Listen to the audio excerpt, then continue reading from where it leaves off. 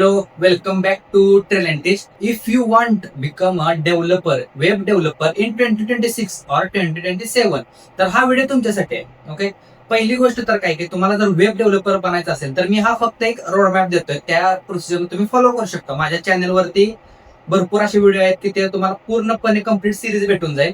किंवा तुम्ही जर सेल्फ स्टडी करत असाल किंवा एखाद्या वेबसाईटवरून वाचत असाल किंवा AI थ्रू जर अभ्यास करत असाल तरी पण चांगलं. फक्त तुम्हाला कोणत्या स्ट्रक्चरनुसार तुम्हाला अभ्यास केला पाहिजे जेणेकरून तुम्हाला as a become a web developer तुम्ही काम करू शकता. मी as a front end developer म्हणून मी काम केलेलं आहे किंवा फ्रंट एंड डेव्हलपर म्हणून मी कंपनीमध्ये एंट्री घेतलेली आहे. कारण का तर बॅक एंड डेव्हलपर म्हणून ज्यावेळेस माझी कंडिशन होती त्यावेळेस मला बॅक एंड डेव्हलपर म्हणून कुठे इंटरव्ह्यू कॉलेज येत नव्हते. मग सगळीकडे वेब डेव्हलपर या पोझिशनसाठी मल्टिपल जागी मी अप्लाय केलं. त्याच्यातून मला एक इंटरव्ह्यू कॉल आला, त्याच्यातून मी सिलेक्ट झालो. तर माझं ज्या अभ्यास करण्याची जर्नी होती ना त्याच्यामध्ये मी तुम्हाला सांगेल की काय काय अभ्यास मी केलेला आहे. जर काय चॅनल नवीन असाल तर सबस्क्राईब करा.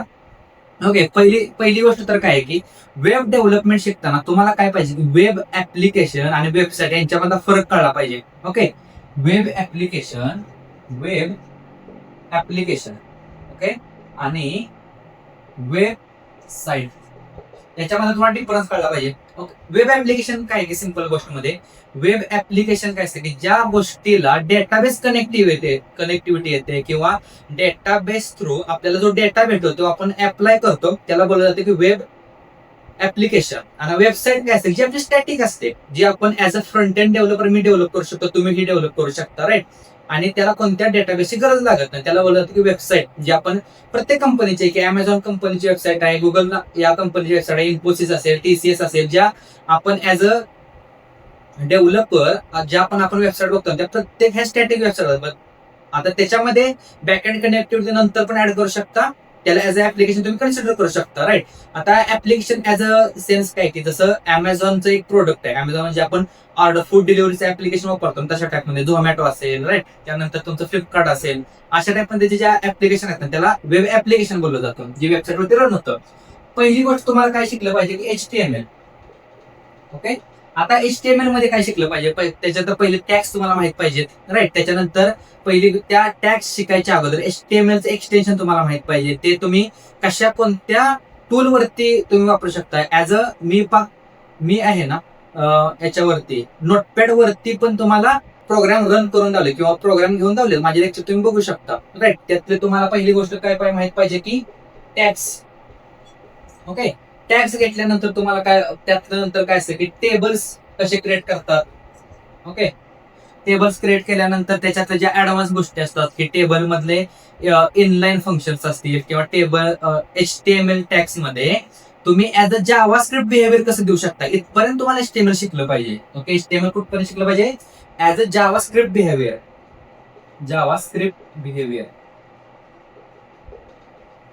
विदाउट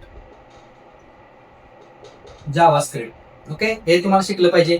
नेक्स्ट काय शिकलं पाहिजे, HTML चं पूर्ण रोडमॅप जर तुम्हाला पूर्ण डिटेल मध्ये सिलेबस जर पाहिजे असेल ना तर कमेंट करा सिलेबस म्हणून, मी तुम्हाला पूर्ण सिलेबस देईन. त्याच्यानंतर सेकंड गोष्ट CSS शिकलं पाहिजे. ओके, मग त्या CSS मध्ये काय की तुम्ही ऍज अ एक्सटेन्शन तुम्ही त्या HTML पेजला कसं CSS अप्लाय करू शकता, राईट. त्याचं कलर असेल, त्याचे बॉक्स असतील, राईट. त्याच्यामध्ये पॅडिंग असेल, मार्जिन असेल, त्याचं कंटेंट, ओके, तुम्ही रिस्पॉन्सिव्हपणा कसा ऍड करू शकतो, त्याचं बॉक्सिंग कसं करू शकता, राईट. त्याचं पॅडिंग कसं करू शकता हे तुम्हाला शिकलं पाहिजे CSS मध्ये. मग त्याच्यानंतर ओके, फर्स्ट गोष्ट शिकला, सेकंड गोष्ट शिकला, थर्ड गोष्ट तुम्हाला काय शिकायचं आहे की जो मोस्ट इम्पॉर्टंट आहे ऍज अ प्लेन बिफोर. आता हे प्लेन काय आहे की पहिलं ज्यावेळेस कोरोना होता, कोरोनाच्या अगोदर आहे ना तुम्हाला HTML CSS जरी आलं तरी तुम्ही वेब डेव्हलपर जाऊ शकता, जावा स्क्रिप्ट जरी आलं तरी तुम्ही वेब डेव्हलपर जाऊ शकता. मी तुम्हाला सांगेन की पुढे आत्ताच्या कंडिशनला काय लागतं. आता जावा स्क्रिप्ट मध्ये तुम्हाला काय शिकायचं आहे की JavaScript using get element by ID, right. DOM शिकायचं आहे, ब्राउझर ऑब्जेक्ट मॉडेल. ते कोण शिकवत नाही तरी पण मी माझ्या सेशन मध्ये ब्राउझर ऑब्जेक्ट मॉडेल पण शिकवलेलं आहे, राईट. डॉम शिकायचे आहे, बॉम्ब शिकायचे, त्याचे फंक्शन हँडलिंग कसं करायचं असतं, फंक्शन्स काय असतात, राईट. त्याच्यानंतर आपल्याला काय शिकायचं की OOP त्यातलं कसं शिकायचं, क्लास ऑब्जेक्ट आपण कसं डिफाईन करू शकतो. हे भरपूर लोकांना माहित नसतं की आपण जावा स्क्रिप्ट मध्ये क्लास ऑब्जेक्ट पण शिकू शकतो ऍज OOP, राईट. ते शिकल्यानंतर तुम्हाला काय स्विच करायचं आहे की जावास्क्रिप्ट हे पूर्णपणे तुम्हाला आल्यानंतर तुम्हाला अँग्युलर फ्रेमवर्ककडे स्विच मारायचे. ओके, हे शिकल्यानंतर तुम्हाला ऍप्लिकेशन तर बनवायचं, तुमचा पोर्टफोलिओ तुम्ही बनवू शकता, याच्यातून मिनी गेम्स बनवू शकता, राईट. असे 2-3 मिनी मिनी प्रोजेक्ट बनवू शकता. त्याच्यानंतर तुम्हाला स्विच काय मारायचं की फ्रेमवर्क. Okay, framework. मग त्याच्यामध्ये तुम्ही अँग्युलर शिकू शकता, रिॲक्ट शिकू शकता, व्ह्यू जे शिकू शकता, किंवा नेक्स्ट जे शिकू शकता. आता फ्रेमवर्क पहिली गोष्ट काय की जे आपल्याला, जसं आपण एक हॉटेलचं उदाहरण घेऊ, राईट, किंवा आपल्या घरातलं जे किचन असतं ना, हॉटेलच्या किचन मध्ये काय फरक असतो. घराच्या किचन मध्ये काय असतं की आपल्याला जे पण पाहिजे, जे आपण आपल्याला गोष्टी पाहिजे ते आपण काय करतो, किराणा मालाच्या दुकानातून आणतो आणि आपल्या घरामध्ये आणून ते बनवून फूड वगैरे आपण बनवून खातो वगैरे असं. तर आता हॉटेलची कन्सेप्ट आहे की आपण फक्त जायचं, मला बाबा असं असं पाहिजे, राईट, आपण त्याला कॅश देतो, आपण त्या काउंटरला जातो की मला असं असं पाहिजे, मला असं असं बनवून दे. आता फ्रेमवर्क इन द सेन्स काय की जसं मला एखादी वेबसाईट बनवायची, एखादा प्रोजेक्ट मोठा बनवायचा आहे, तर मी वेबसाईट साठी तर फक्त फ्रेमवर्क वापरू शकत नाही, पण वेब ऍप्लिकेशन साठी मला फ्रेमवर्क लागणार का. तिथं तुम्हाला मल्टिपल गोष्टी असणार, तिथे तुम्हाला डेटाबेस हँडल करायचे असणार, तुम्हाला तिथे एपीआय हँडल करायचे, तिथं तुम्हाला व्हॅलिडेशन हँडल करायचे, युजर कुठे क्लिक करेल कुठं नाही करेल, तुमचा कोड चोरीला नाही गेला पाहिजे, तिथं तुमचं ऑथेंटिकेशन सिक्युअर झालं पाहिजे, हे तुम्हाला शिकलं पाहिजे, राईट. आता अँग्युलर मध्ये किंवा रिॲक्ट मध्ये तुम्हाला काय काय आलं पाहिजे, तर तुम्हाला एपीआय बाइंडिंग महत्वाचे आले पाहिजे. हा महत्वाची गोष्ट आहे, तुम्हाला एपीआय बाइंडिंग आले पाहिजे. एपीआय बाइंडिंग झाल्यानंतर तुम्हाला काय येतं की त्या एपीआय सिक्युअर कसा करता येतील. ओके, एपीआय सिक्युअर कशा करता येतील.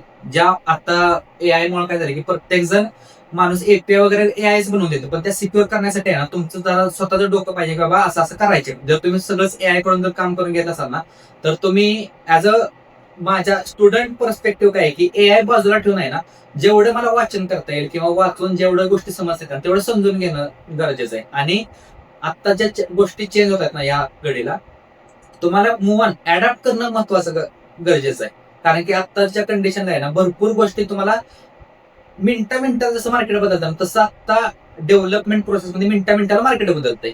हे झालं तुमचं फ्रेमवर्क कसं शिकायचं, अँग्युलर वगैरे माझे पूर्णपणे माझे प्लेलिस्ट आहे. अँग्युलर मध्ये तुम्हाला काय शिकलं पाहिजे, पहिलं तर आहे की तुम्हाला अँग्युलरचं फोल्डर स्ट्रक्चर, जसं डॉटनेटचं आपण बघितलेलं की प्रिव्हियस सेशन मध्ये की डॉटनेट डेव्हलपर बनताना तुम्हाला फोल्डर स्ट्रक्चर डिफाईन करता आलं पाहिजे. डॉटनेटच्या सीएलआय कमांड्स काय असतात, त्याच्यातून सीएलआय थ्रू तुम्ही ऍप्लिकेशन कसं क्रिएट करू शकता, त्यामध्ये तुम्ही सर्व्हिसेस कशा क्रिएट करू शकता, राईट. त्यानंतर तुमचं अँग्युलर काय, अँग्युलरचं बऱ्यापैकी सांगतो, कारण की मला अँग्युलर हँड्स ऑन आहे किंवा अँग्युलरवरती आमचे प्रोजेक्ट आहेत भरपूर, मी 7 ते 8 प्रोजेक्ट केलेले आहेत.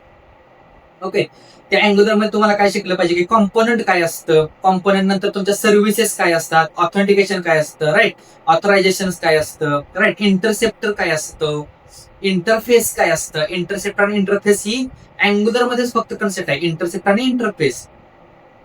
इंटरफेस तुम्हाला सगळीकडे भेटेल, पण इंटरसेप्ट ही कन्सेप्ट फक्त अँग्युलर मध्येच आहे, की इंटरसेप्ट किंवा रिॲक्ट मध्ये असेल मे बी, आता मला माहिती मी काय ते शिकलो नाही.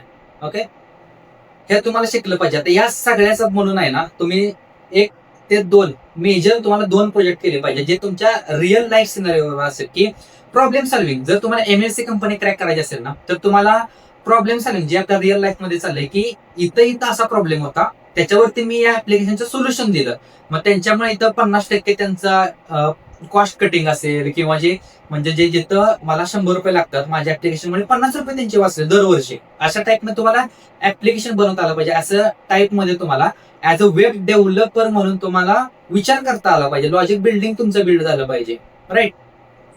अशा टाईपमध्ये तुम्ही रोडमॅप शिकू शकता. व्हिडिओ आवडला असेल तर लाईक करा, चॅनल सबस्क्राईब करा. भेटूया आपण अशाच नेक्स्ट रोडमॅप मध्ये.